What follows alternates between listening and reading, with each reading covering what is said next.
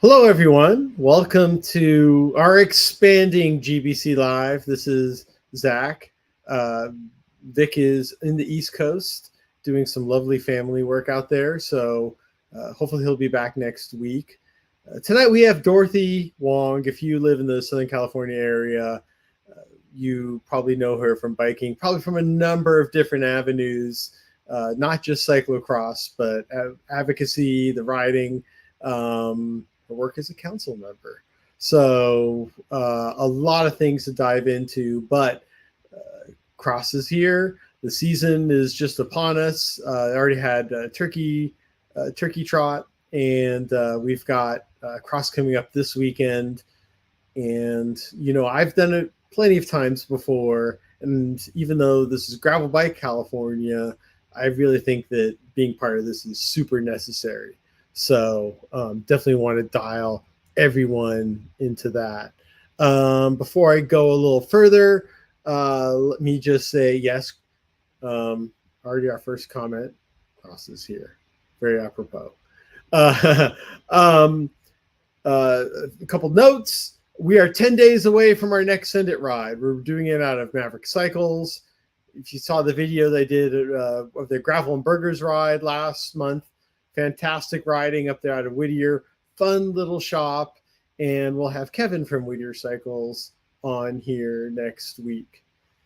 Also, of a programming note, we will also be talking about the Shasta Gravel Hugger in 2 weeks. So we've got a lot of gravel to wrap up the year and some special videos to come too. And don't forget, we love your support on Patreon. Lets us do this and travel and everything else. So let's bring Dorothy in. And hello, Dorothy. Hello, Zach. Good evening. How are you? I'm not bad. Getting ready for our next weekend of racing. So definitely a lot on the plate. But thank you for inviting me to join you today to talk about some great things that we all love, bicycling. Yes. I mean, you probably spend more time on a bicycle than off. I know it's not just the cross and everything else you've been in, but it's also the advocacy.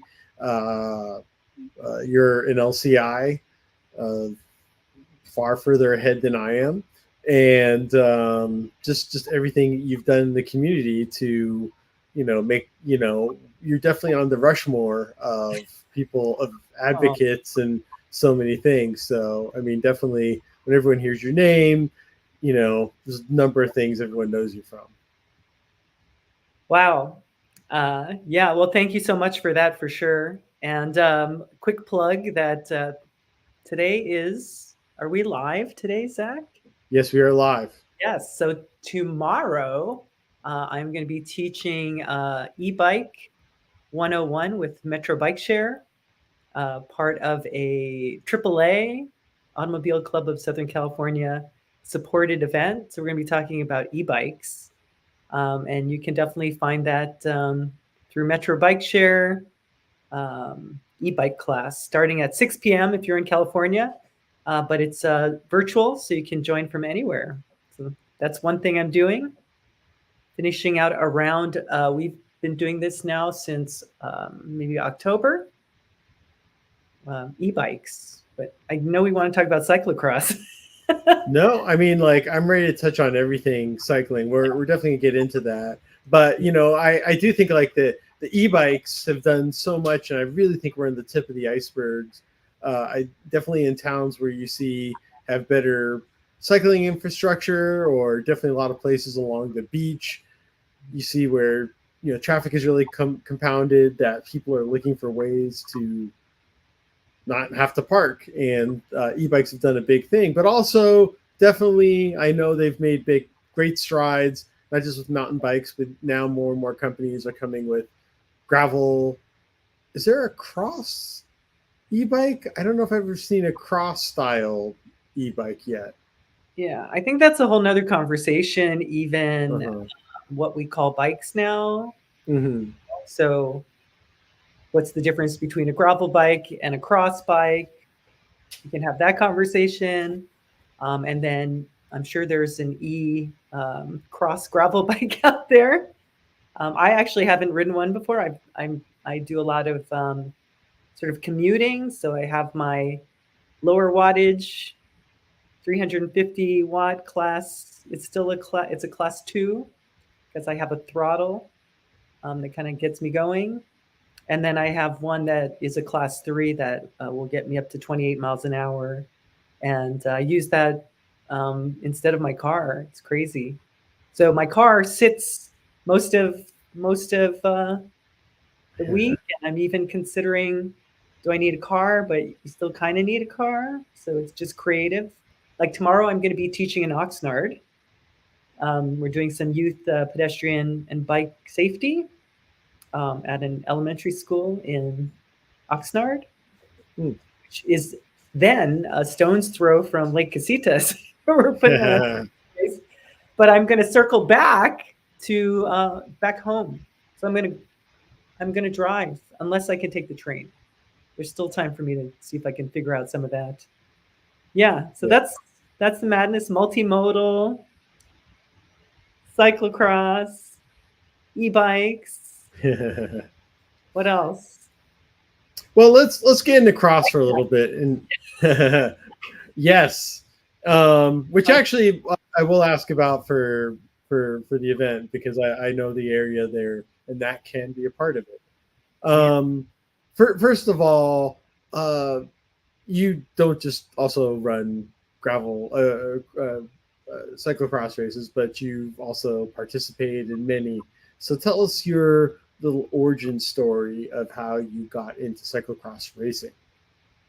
The origin story of how I got into cyclocross racing started when I actually started mountain biking first. That's the first thing that I fell into with this world of recreational / competitive bicycling. And then I learned from the godfather of Southern California cyclocross, Jonathan Livesey, from Montrose Bike Shop, if anyone's heard of him. And he said, Dorothy, you would love cyclocross, you know? And before that, a cameraman, when I was working in Hollywood, said, Dorothy, you would love mountain biking.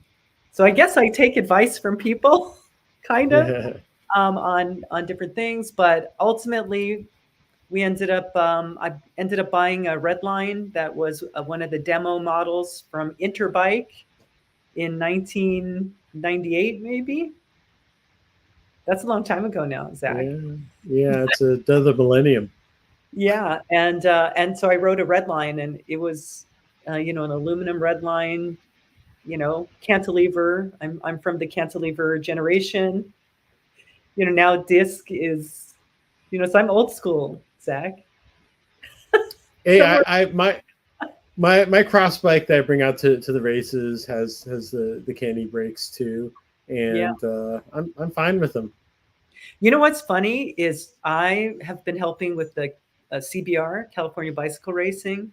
I'll get back to cyclocross, but everyone, road tires now are fat tires. Like in criterium racing, more people are going with a wider tire. So that's interesting because if you think about it, I started with mountain biking, then I started cyclocross on my mountain bike, and then I bought my Redline demo model from Jonathan Livesey.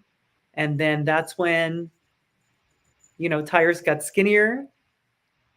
So 33, 32, 33 millimeter. And then 35. And then, then we had to adhere to a 33 millimeter for cyclocross. And then gravel happened. And then my friend Jay Kwan said, Dot, you got to put 40s on your cross bike. So I don't, what is the going rate for tire width in gravel riding now?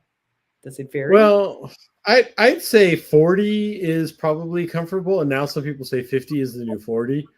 And I'm riding with 45s now. But I know, when we see the cyclocross pros, they're riding as thin of a tire as they can. But some of your races, I've done pretty well with 38s and 40s, just because of balancing my skill level with some of the terrain. Uh, Sometimes, like I do like having the bigger tire. Um, but that one thing I want to bring up that we can piggyback on is how I think that everyone should do cyclocross. You don't, not because I want people to be a racer, but I think it's this. I mean, also you also have how much fun it is. Um, it's a crazy fun. It's really pushes you to the max. But really, like I find when I do a cyclocross race, because you're doing multiple laps, you're learning every time you go around. And I know whenever I do a cyclocross race, and I do it on my cross bike, but I know that people are out there on mountain bikes. I'm threatening to bring my gravel bike this time just to Yeah. see and learn. But I think it's a real good learning experience for a number of ways in a pretty safe environment, because typically you find yourself fall back a little bit when you're practicing. But I think it's a great place for everyone to learn how to ride. Yeah, that's a great insight that you have. So just circling back to the cyclocross. So then back in the day, I started with my mountain bike with then pedals that they didn't design yet to have the quick release. Like the quick release was evolving. So um, so basically, you know, so much skills from, again, I was then racing elite mountain bike when I was growing together. Like, okay, I race beginner mountain bike. Now I'm going to race intermediate, whatever they call it now, sport class it was. And then I stayed in sport class for a year. And then I went into, sort of elite or expert mountain biking, and then into, pro level for the last of my little career. But cyclocross was, I had so much fun because I was racing road, and then cyclocross became, just evolution of suddenly your shoes are covered in mud, maybe sand, maybe ice, whatever it is, and you've got to be able to navigate, right? So the skills you learn from road, the power you get, and then mountain biking, just maneuvering your body weight around your bike, really came together with cyclocross. So then cyclocross, when the season would end, because then I raced, in, I want to say it was 35 below zero in Kansas, some insane with wind chill. It was like 2 degrees, and then there were 35-mile-an-hour winds, and we still raced cross. So I think it was, through, but I didn't know any better because I came from Hawaii, and it's like, what is cold weather? I don't understand it. But I knew the skills from mountain biking and road, and then just the grassroots racing that we had in Southern California. And then I started traveling around to the Bay Area to find other, competitors, women racing at the time. And then then I met my husband, Jeff, mountain biking and then cyclocross. And then we started traveling around to sort of regional racing. There was, the Red Line Cup at one point in time, and just different types of races that you then started challenging yourself. So then full circle, now I'm teaching bike education, right? Well, when the cross season would end, I didn't want to get on the mountain bike. This is pre-gravel, right? I didn't want to get on the mountain bike because I'm like, what do I need these fat tires for? I'm riding in ice and mud and sideways on these skinny tires, 33, 35, whatever they were. And so, it really, knock on wood, I think cyclocross also helped while I was racing, because you then really learn how to float on the bicycle, right? Um, and find your balance points. Um, and then you just can't panic. So it all kind of comes together with all different disciplines. so that I would be in a stage race, for example, and the sun was in my eyes and it was an evening criterium. And one girl, she ended up crashing, the other one crashed, and then I just went into autopilot to float over the riders. So knock on wood, all those years of racing, I've never broken a collarbone or any kind of stuff like that. And so I felt I did get stitches, though I was going to win $8,000, and that's a long story. But I think it really kept me safe through all of the racing I had done for all of those years, just the skills that built up. And when you look at elite racers that are racing now that were young racers, they were doing track, they would do cyclocross, road, and everything, and those riders are in the women's grand tour, and then you see the elite riders right now that all have that cyclocross background, and then teaching bike safety now to everybody. I've been teaching bike safety since 2013. I've become multimodal again, like we talked about, and I use the skills of getting off my bike, putting it on my shoulder, going up the stairs to the train station. And, I feel like it's also kept me safer on the roadways too, just awareness and just the instinct that develops when we ride our bikes a lot. We do end up, developing these instincts.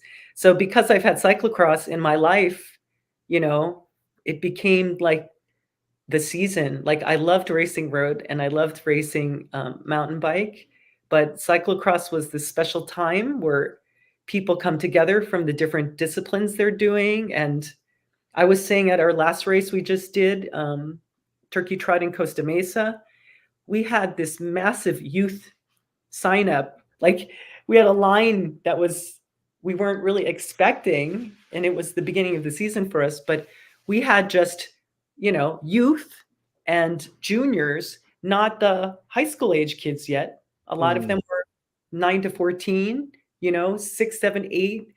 And, and then we have the kiddie cross. So I really love most about our cyclocross series now as I've become in my golden years of the sport, is just the family, the community orientedness. And then, at the last race, I wanted to cry because, there was one of the juniors, who helped me out when he was young, and he's racing age 31 now, he was out there, but we had that connection. And then the guy, young man who's helping me, he's probably in his early 30s too, or late 20s. He's helping do the t-shirts for this race. And he's like, Dot, I got it, and people are reaching back to help. And the sport of cyclocross is just so special that way. And I think, we did actually put on gravel, early gravel. Before gravel became the gravel that it is today, we would do these shorter, 2 to 3 hour ones and go to the brewery or whatever. But the LA Roubaix, right? Yeah. But and I think that's kind of how maybe gravel seems more inclusive. Like you can be the pro whatever, and you can be the recreational rider, and you're all kind of out there. And that's something very similar that cyclocross has, Yeah. And I feel like, especially your events, it definitely has a gravel feel, but a little bit more because obviously everything is right there in front of you and you can watch people going around. And then, I mean, for me and my friends, we go out there, we just hang out for the day. And now I've got the added wrinkle that Ciclo Valley Junior can come along and do some events. And then you have stuff for kids there as well. And then you've got food. And so, that alone is enough of a day. But this event up in Lake Casitas, you've got camping, right? Yes, we have camping. So Jeff is actually leaving tomorrow at the crack of dawn, so he can stare at the beautiful lake. And the lake level is up, so we're going to really see if we're going to have to change our classic course a little bit. But there's plenty of room for more work in the overflow area. But that's the other thing. Like, putting on a race at a lake is amazing. We're going to be at a university next week. you know. And then I was talking with my friend today, who's the active transportation coordinator for UCLA, and she was showing me a campus that has been acquired by UCLA. And I'm like, and she was talking to me on her live phone, and like, where Uh-huh. are you? What is that? And I'm like, oh my God, we could do cyclocross there. So she's gonna, Hmm. share the information with their event person. But universities take a little bit of work. All of this takes work. You can't just snap your fingers and necessarily put on a cyclocross race, right? And somehow we still operate in the last minute way, which makes it stressful. But Well, quick. we've been lucky, yeah. Yeah, let me add in because this is the question someone put on earlier that kind of like pertains to this because like I know any cycling event is very difficult to put on. In some sense, this might be easier. That's a little bit more self-contained, but obviously there's still a lot of balls to juggle.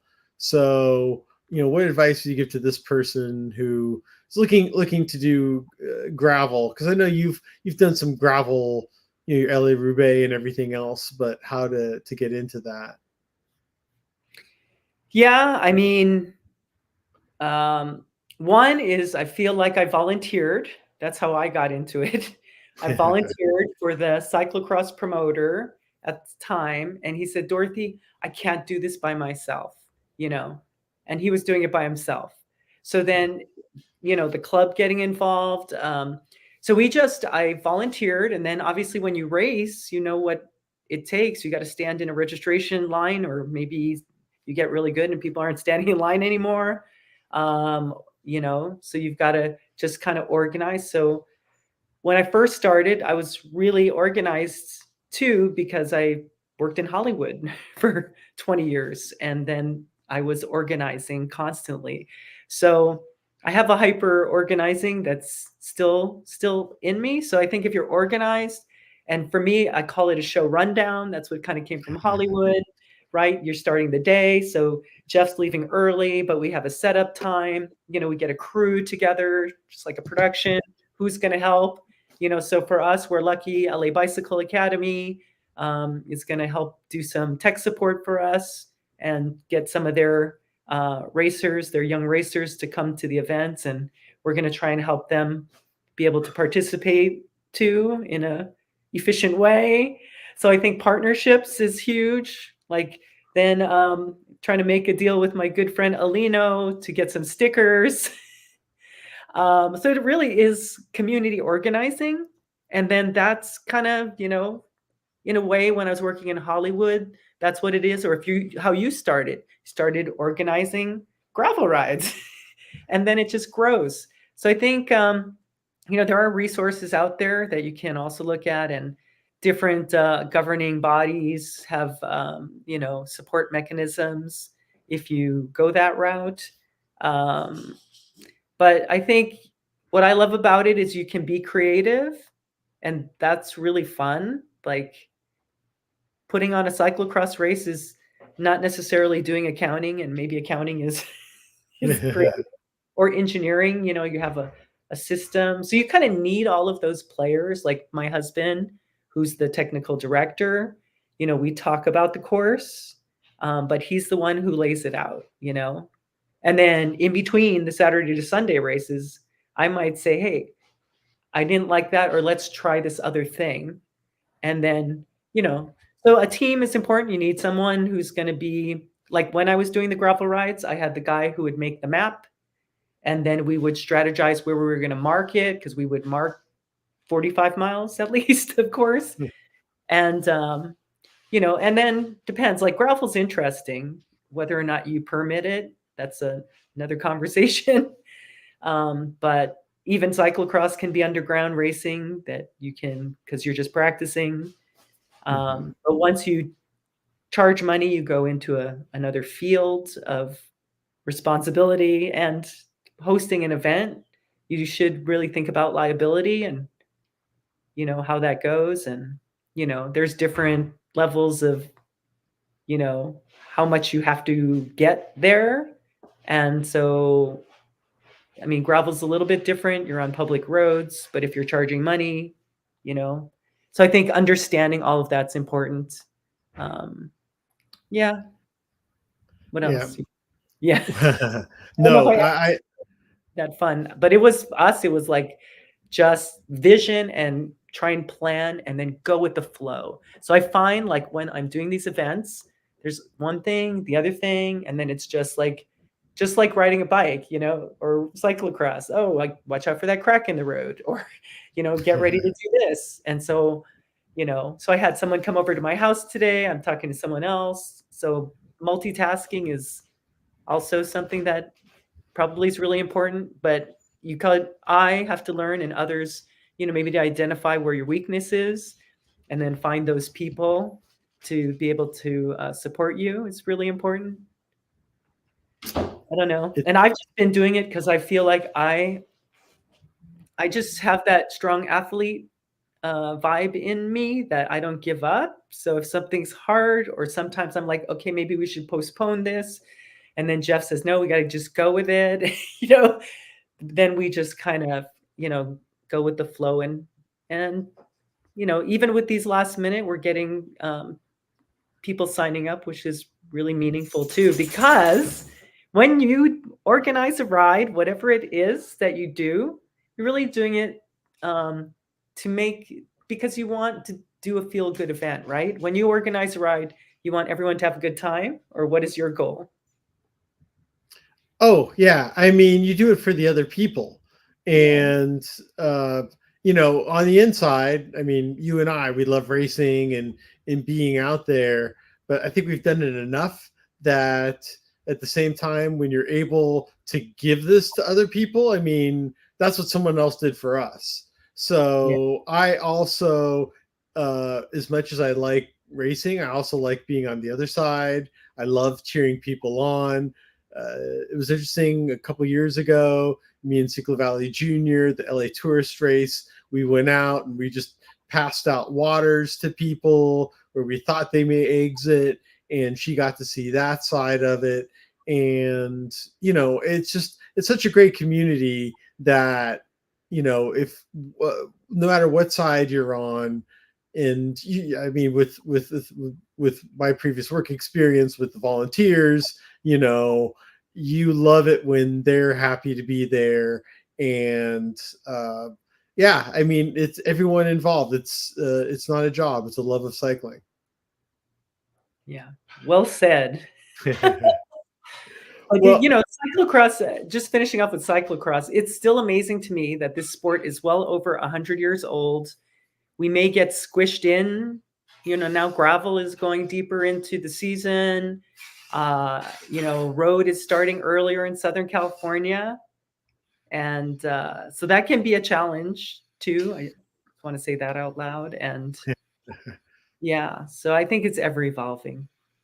yeah, I know that we've seen a lot of stuff in Sacramento and the Bay Area going really strong, but yeah, I think like it's kind of universal across the state that people are pretty into it. And I mean, cross is here. Everyone is kind of waiting to say that at a certain point. It's kind of like when the when it sees a shadow and it's when no longer winter or whatever. Puxatawny Yeah. fell. Hey, I want to tell you another story. Don't forget, or you want to ask me a question first? No, go Ask ahead. stories.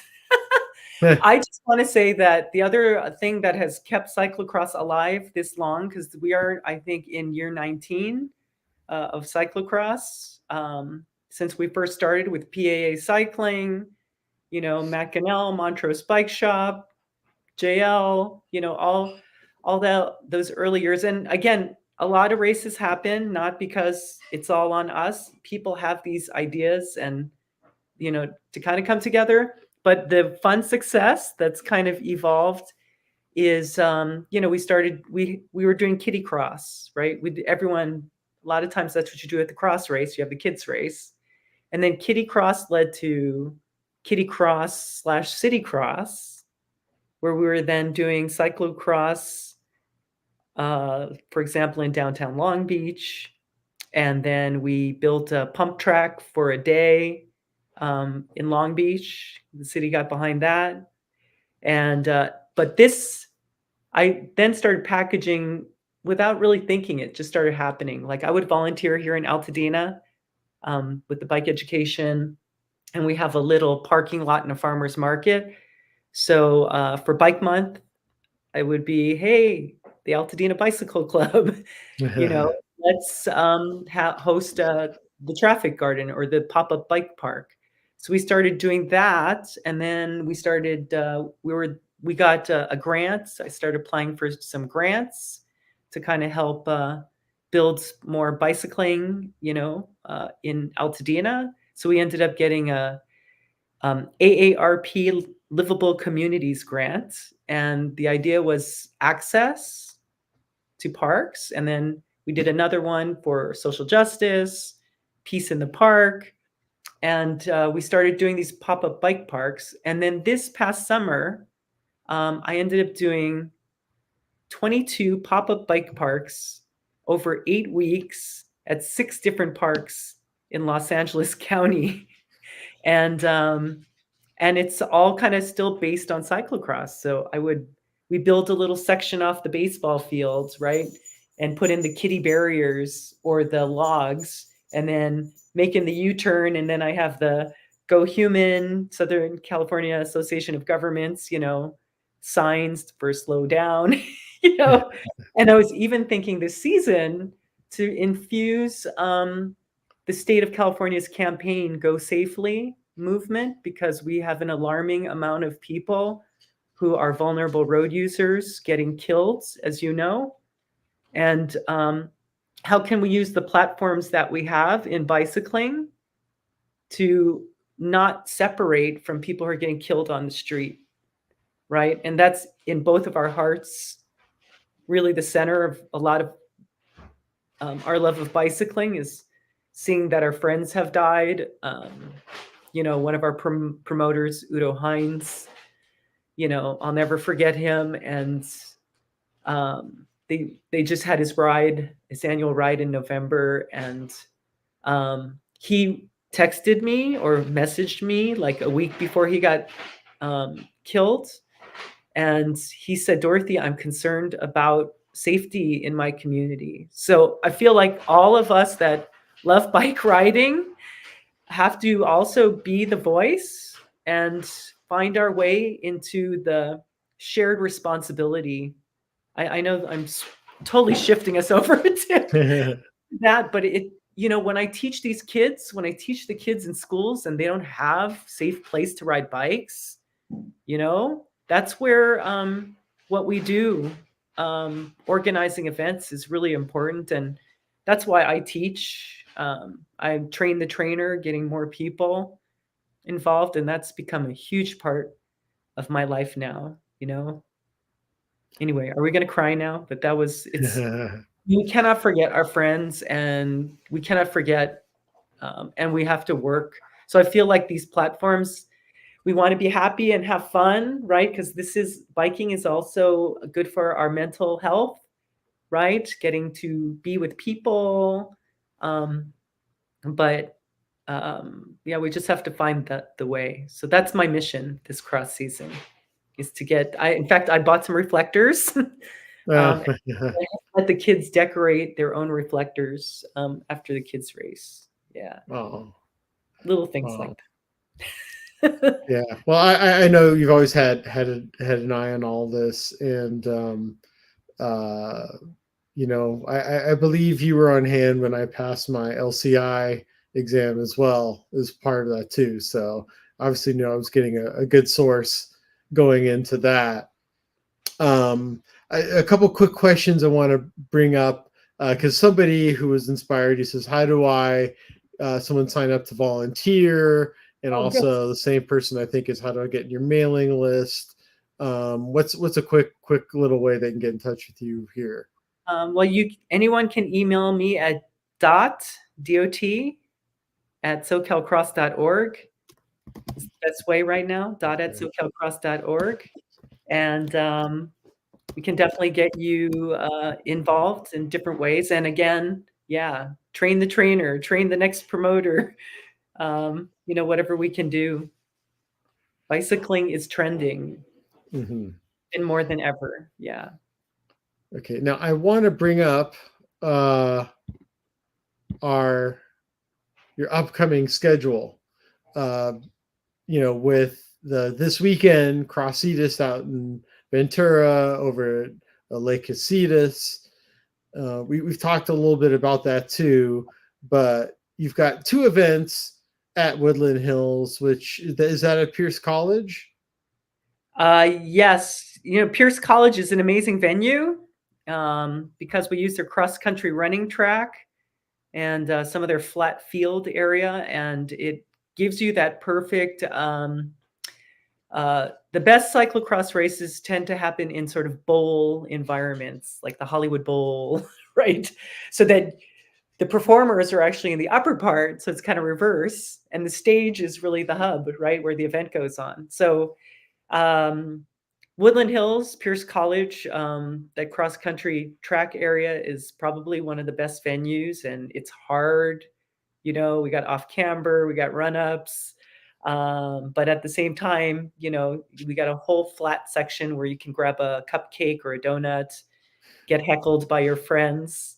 And then we were trying to get some movement into installing like stairs or some features that could also benefit the college um, and help them out there. So those are other definite ways to to grow your good side with the cities, and other things is just keep on visioning. So did I answer the question? So yeah, so we wanted to do it twice Hmm. because um, because it's such a great venue.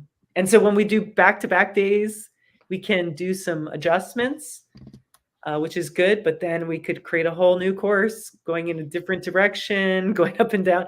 And that's the cool thing about cross, right? Like, I mean, mountain biking, maybe you can do that, but you kind of have to follow a trail system. Whereas cyclocross and criterium, you might be going around four corners, maybe six. But in cyclocross, you're turning so much, constantly turning, so your course can change constantly. So it's good. We have a good core team of Grant Smith is doing amazing things, helping us out right now. Learning how to be the course designer. So he started helping us. So anyway, we're excited to see that course come back and see if we can build on it. That's that idea. And then, yeah, same. The campground is a classic. Costa Mesa. We've been fortunate to have the city really support the event and bicycling. And then, as a result, without me even trying, I'm going to be teaching for a year and a half at 20 Costa Mesa schools. Oh boy. um, Mainly e-bike safety, but bicycling skills and safety and different events. So it's just what comes around goes around, just like the wheel. And then everyone wants to know what the LA event is.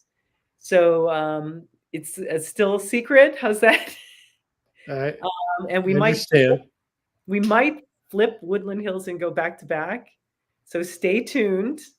Because we do love Griffith Park, and we kind of lost that park when everyone loved the Hollywood sign and all the cars had to park somewhere. Hmm.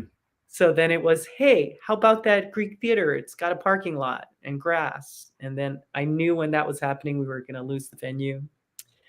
So that's what happened there. And then Elysian Park, has possibilities. And then we were looking at Palos Verdes because there's some good community vibe there that they want to see a cross race happen there. So those are kind of our LA. Oh, and Hanson Dam, the Oh, okay. classic dam, which we have a really. We're really kind of going, honestly, historic park. They after we did the CXLA 7 days of rain race, then they shook their head. So I don't know if we can actually go back there, but others are saying that it's possible. But I really do. Um, I having Griffith Park, that was the best. That honestly, between Glendale, I don't know about you, and I really loved Griffith Park. We started making the courses better, and it's like we had the key to the city, you know. And then everything changed. Just new mayor, new people at the parks that can change things too. You have different trusting relationships that happen, but it can all. There's so much potential. It just we need to start earlier next year, and others who want to get involved, or if people want to do their own thing, and we just get going. I mean, for sure, we want to do at least 6 weekends next year of our classic courses. And, we don't want to do 14 again. That was a lot. We did 14 weekends before. Wow. That's a lot. And I've seen the set, the stuff you guys have to set up, and then everyone who helps at the very end. I've definitely gone and pulled some of those posts out and gotten some tape. But yeah, the work you and Jeff and all the volunteers and helpers do, it's quite a bit. Yes, but it's fun and it's satisfying, again, when it's all done. And we had some great volunteers at Costa Mesa who helped take the course down, sweep everything up. That we were making record time, and then we stopped for food and we started talking. But we got out of there maybe at 10 o'clock, and then got ourselves home somehow. But at Casitas, we're going to spend the night Sunday. So if people are still around, hang out at the campground. And we can also, we need some volunteers, and we can we have some staff camp spots. So lots of energy. And even at the last race, we met some really cool people. Grayson, and he's going to be helping us out. And so, yeah, team effort. Yeah, no, I was going to bring up last year I showed up, my bike wasn't working, but I did show up to the Pierce College, and if no one has ever been to a cyclocross event, that's a great venue, because it kind of reminds me of those Family Circus cartoons where you see the little dashes and dots go all over the place, and it really looks like a flying circus. People are going everywhere, every direction, and it really takes you as a viewer a couple minutes to get yourself grounded, because sometimes you've got 3, 4, 5 races going at the same time. Obviously they don't all start at the same time, but you just have everything flowing. And you sit there and you just try and follow one cyclist all the way around and just try and figure out where this course goes. But yeah, I came there with the junior, and she did the kids race, and we just hung out for a good part of the day, because it's a great environment. So I definitely know that everyone who goes to these events have fun. Yeah, somehow they have fun, and they put up with last minute notices, and they show up. And just imagine if we get organized early, what could happen? We might be, the sweet spot for cyclocross in Southern California, in my humble opinion, is between 250 to 350, like 300. Mm-hmm. 250 is the sweet spot where, you can kind of handle everything, and then at the same time, you're not wrecking the park and impacting things, because then it becomes a balancing act of space, unless you have just a dirt venue, But that's a nice number to have. So I think this weekend will be a little light, maybe 100, 150 people, but that's still good fun racing. And you can race. People are racing, Zach. It was amazing how many people not only did back-to-back or did 2 races, but we had a good handful that did 3. And if we bring it back, Sam Ames did this awesome thing with we had the California Championship. So I'm trying to put California into everyone's minds when we do these races, because back when I was originally racing, it was going and traveling to all these different places and, and then kind of challenging each other and meeting new people. So I think cyclocross, it blew my mind when I looked at the demographics of who registered for Turkey Trot in Costa Mesa, and you looked at the map and people came from, there were people here for the holidays. Some people who knew our series came down from Utah and, San Francisco area, and others were on vacation. But essentially, it is all of Southern California, Santa Barbara, Inland Empire, you know, San Diego, has a good strong scene, and then LA, Orange County. So it wasn't like everyone was coming from one spot. So I don't know if that's just you find that in gravel bike California, if you find that you've got people coming from everywhere. It used to be like 60% local and then 25% hardcore people just traveling everywhere. But now we have this nice, quaint group who are all of them relatively, they do more than one race. They're like, okay, I'll do 2 weekends, I'll do 3. And then the goal is 5 weekends this year. We did 3 the year before, 3 the year before that because of COVID and just life at that point. So it'd be good to kind of bring back again 6 to 8 race series next year.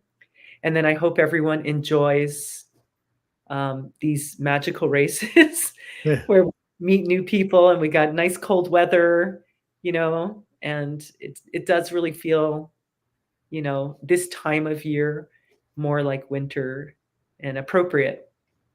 Yeah. Yeah. Well, I mean, I want to just highlight this comment because these are our friends from Colorado. They just had a great event here in Costa Mesa last week. I wanted to put it up there so they do now have to come next year. So challenge accepted. I also kind of want to throw on here now. This is, I guess, part of the video that I did last year. We'll just kind of run it in the background, but we have some other questions along the way here too. And this was from the Lake Casitas event. But this is a real good question because, if you've never done an event before, how do you expect to train?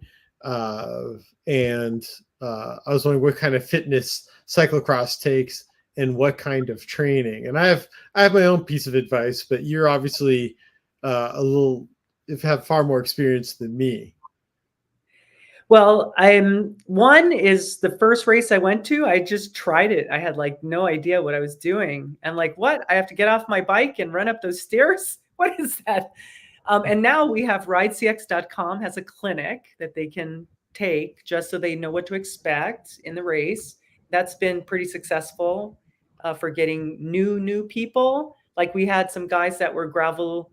What do we call them gravelers if you're just a gravel? What do We you haven't call figured it out yet. And yeah, and ultimately, you kind of figure it out as you go. But the things that I did when I started, racing cross is I would finish whatever my season was, and I would start running.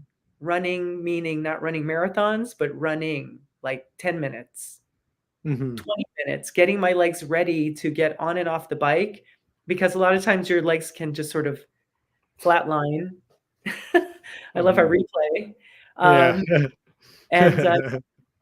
And so I think running is helpful. And then I would also, this is when I was serious trainer Dorothy, I would start doing like lifts, like what do we call them? Hand weight lifts or just back exercises, because then you're going to have to get off your bike and kind of pick it up, and to be able to go over. So if you get that jump in your legs and get, your upper body ready to just pick up your bike, those are kind of fun skills. And then I was really determined this year to do the early bird cyclocross ride and happy hour tour where we would travel Southern California bike shops and then just do clinics and rides, and then talk about the series and answer questions. So, I'd love to do that again next year. So that's helpful. But I think whatever skills you have, if you're doing gravel, that's why cyclocross is really great. You get, like you said, Zach, like multiple practice opportunities with the laps. Like when you're on the gravel ride, suddenly there might be a big hole in the ground, or you got to run up a hill, whatever it is. You have to go, oh no, don't do this. Yeah. And so I think, just being able to get to that point of skills. And then the other thing is sort of intervals where you end up, you can do intervals, but cyclocross is intervals because Mhm. so you gain this kind of crazy power. So power riding is good too, getting some, heavier, because you are a lot of times pushing on that bike.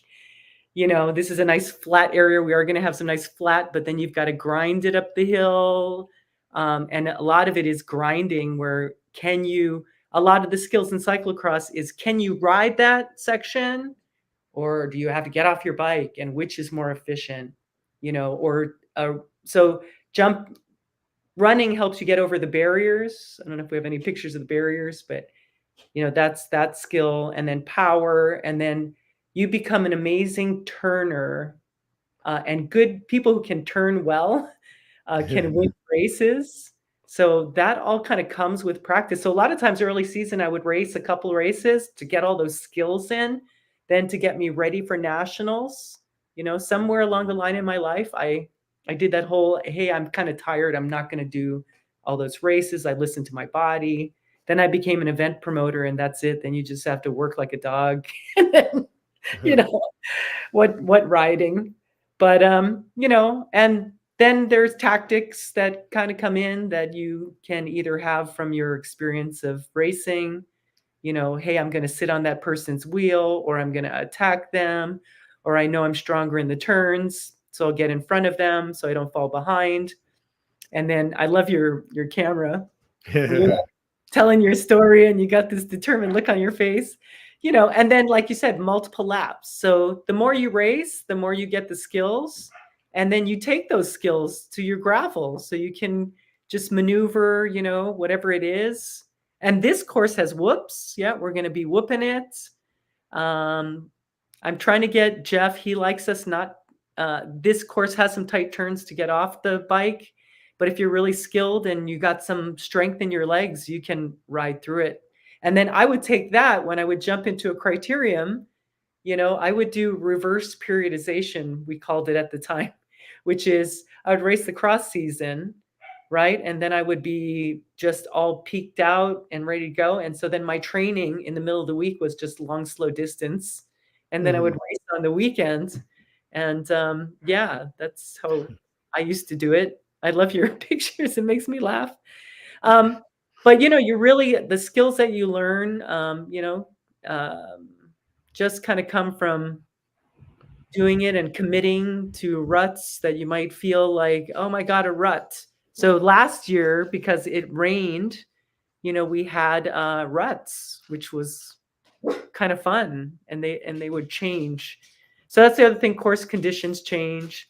You can be really a nerd with bicycling, right? We're all nerds in some way, but you can really nerd out on cyclocross. You can pre-ride, you can save your kits for the race, where, especially if it's like a lot of muddy areas, people will go out in their raincoats and everything and pre-ride the course, check out sections to see how you can get to it faster. And I love this course at Casitas because of the elevation gain too. And we do spend a lot of time kind of just, going up and down. And again, we'll see how much. Stairs. Yeah, the stairs, and you're looking ahead in your shot there. So you definitely you want to look ahead, not so much down, but just be ready, for the next thing coming. So what a great short track gravel, they're calling it. And for the mountain bike kids that are getting ready for the high school league, it's a really great opportunity to get some, longer, because short track mountain biking is shorter than the courses here are about 1.5 miles distance. So you get, you get a lot of different features in in one course. There you are, Yeah. hopping over those barriers. And then if you guys are able to go to the race and watch the elite race, even our 55 plus men's category has a lot of really experienced racers, or even our Masters A, and you can see how they go over the barriers. So definitely practice. And then I would even just practice before the race, getting on and off the bike, on and off the bike. And then hopefully we provide a course where you have that ability. But sometimes you're getting on and off the bike just because you slide out, right? And then you have to get back on the bike. So that is definitely a skill, getting on and off the bike. And then everything develops with the racing. So in the criterium, the year I would go, it'd be like, oh, I already have this level, and it's just this power. Like you really get power in cyclocross too, that develops. Or you know, you can be really, yeah, power. I still think power is huge there. Dismounting. Is Zach looking up? He was looking down. Are you commentating while you're actually racing? A little, as much as I could when I'm not crashing. I would say to people, there's no way to prepare properly for your first race. I do think it's a lot of, you have to keep the gas on almost the whole time. There's very little chance for a break. And in this race, I'm basically kind of battling somebody who from the single speed division. And so it's interesting because obviously, when I had gears, I would pull away from him. But when it came down to the technical parts, he would gain back. So I kind of was, being put to the test, and kind of sometimes trying to look back and figure out. Drinking water too. Yeah, I'm a heifer, and I might even accept one of these things here at some point. Yeah. But yeah, it's just I just think it's a lot of fun. It's hard, but it's just very it's just there's so much you discover about yourself as a rider while you do it, and it's not as competitive as people really just want to try and do their best out there and encourage each other. So it's a great environment. Yeah, some people would enter the race just to ride around for two hours. Uh-oh. I forgot to do that. You fell down. Yeah, that was me getting a little too, I was thinking I could learn that turn a little bit better, and then I thought I could just really lean in a little bit more, and I'm just trying to do too much, and then all of a sudden he's back on me again. So lesson learned. Yeah. So if we get more people in the campground, we got there's heckling all around. People are cheering you on, so you can have your own internal journey out there, and it's not like a road race. Like you get dropped and then you're like just so sad, right?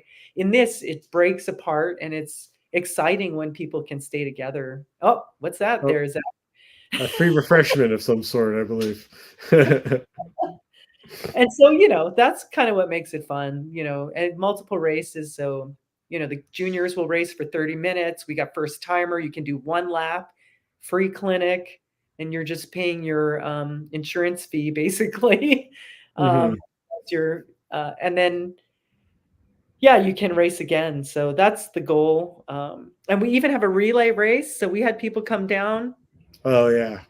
And they did the first timer clinic, and then they did the relay race.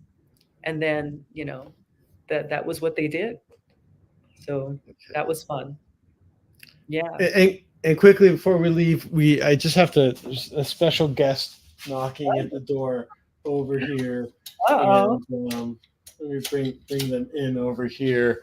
But director?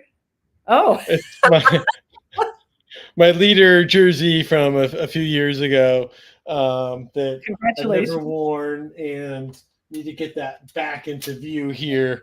But yeah, I definitely love doing the events. So So Dorothy, I know people can go sign. They can still sign up for this weekend? I know you could sign Yes. up at the event, which is Yes. always great to know. But people can sign up ahead of time.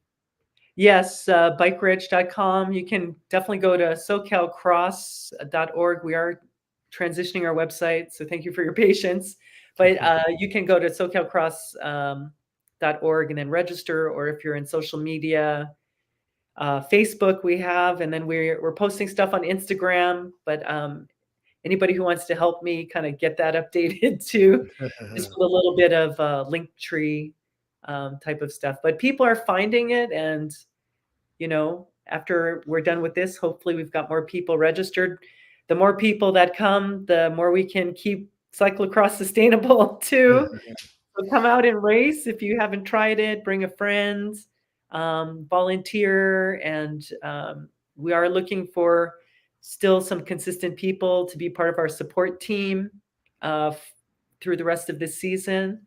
So if you're interested in being a volunteer slash, hey, I want to do more, we definitely could use some more support. So yeah, thank you for this wonderful time for me to talk so much about this sport. Time went quickly. I know. I mean, there's really like we could go on. We know we can go on for a couple hours about all the riding, but really it just comes down to just show up. I mean, it's a really easy pull. It's also your races are super affordable, so it's definitely it's a fraction of what you would pay for a gravel event, and then you just hang out for the whole day. Definitely another pro tip: bring your own chair, and tailgate is basically the premise behind coming to these locations. So I'm getting better at it. I finally got a really great wagon that you'll probably see me bringing along. So Dorothy, thanks again for coming on and everything. And I know you'll see me soon. Yes, thank you, Zach, and thank you, everyone. I hope you enjoy the rest of your time. Join us at SoCalCross, and see you out there on the dirt, on the road. All right. Take care, everyone. All right.